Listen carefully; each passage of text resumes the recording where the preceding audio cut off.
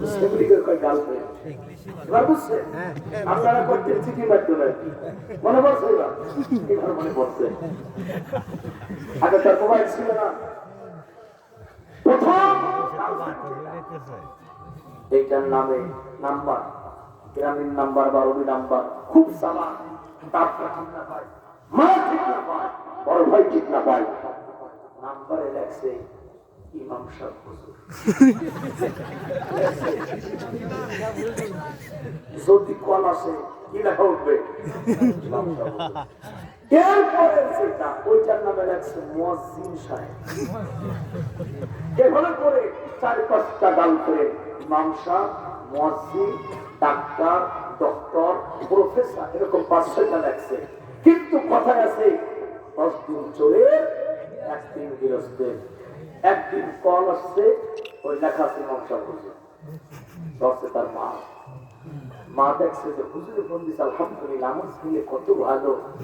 হুজুরে ফোন দিছে আমার ছেলে মাশাআল্লাহ আমার সমাচার কত ভালো হুজুরে ফোন দিছে এখন মার ইচ্ছা হলো একটা মাসআলা জানা দরকার মা ফোন রিসিভ করে খুব আদবের সাথে আসসালামু আলাইকুম হুজুর আপনি আমাদের মহল্লার হুজুর আমি অমুকের আম্মা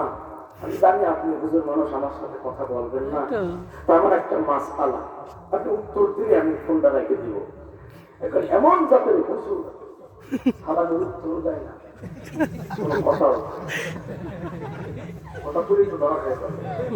এখন মা বারে বারে হুজুর আমার একটা মাসআলা ছিল আপনি যদি বলতেন আমি জানি আপনি কথা করেন আমার সাথে কথা বলবেন আমি বুঝি শুধু আপনি উত্তর হ্যাঁ বা না বলেন হুজুর না কথা বলা হুজুর এটা হঠাৎ করে ছেলে এসে মা ফোন কার কয় নাম্বারে লাগে ইমাম সাহেব হুজুর কিন্তু হুজুর তো হাও কয় না নাও কয় না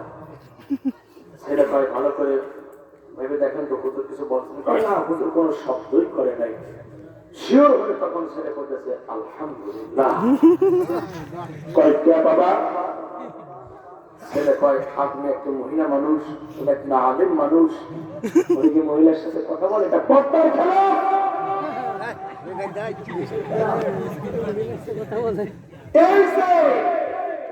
10 মাস যারে গর্ভে ধারণ করলো মা